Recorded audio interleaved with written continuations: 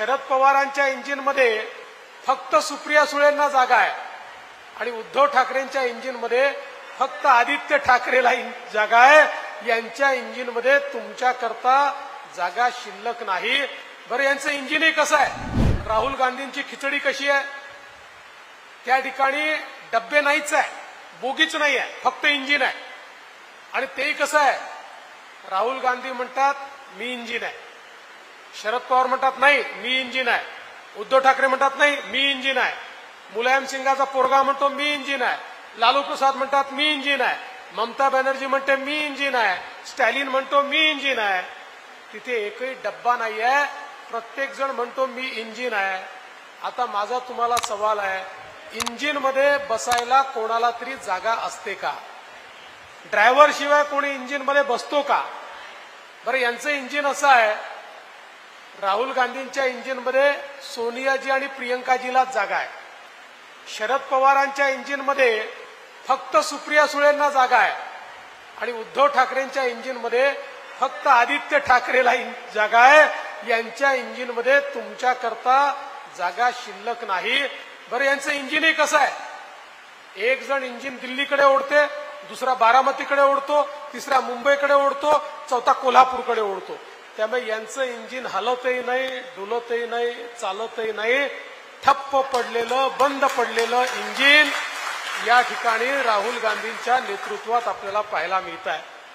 आणि म्हणून बंधू भगिनींनो, आज आपल्याला निर्धार करायचा आहे, 26 तारखेला कमळाची बटन दाबली की रामदास तडसजींची बोगी ही मोदी साहेबांच्या इंजिनला फिट झाली आणि वर्धा लोकसभा मतदारसंघातले सर्व लोक हे विकासाकडे त्या बोगीच्या माध्यमातून जाऊ शकतील, अशा प्रकारची ही निवडणूक आहे।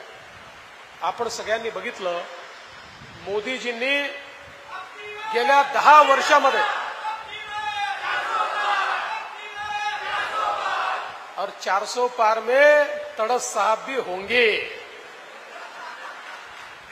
मोदीजींनी 10 वर्षामध्ये 20 कोटी लोकांना कच्च्या घरातनं पक्क्या घरामध्ये आणलं, 55 कोटी लोकांना शौचालय दिलं, 50 कोटी घरांमध्ये महिला चुलीवर स्वयंपाक करायच्या त्यांना गॅसचं सिलेंडर दिलं, 55 कोटी लोकांना आयुष्यमान भारतच्या अंतर्गत 5 लाखापर्यंतचा इलाज मोफत दिला।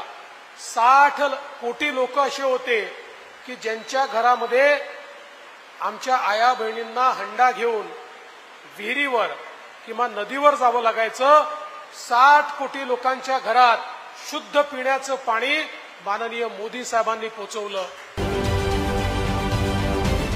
राजकारणातील प्रत्येक अचूक बातमीचे सर्वात आधी अपडेट्स मिळवण्यासाठी सरकारनामाच्या सर्व सोशल मीडिया प्लॅटफॉर्मला लाईक, फॉलो आणि सबस्क्राईब करा। तसंच सर्व नोटिफिकेशनसाठी बेल आयकॉन प्रेस करायला विसरू नका।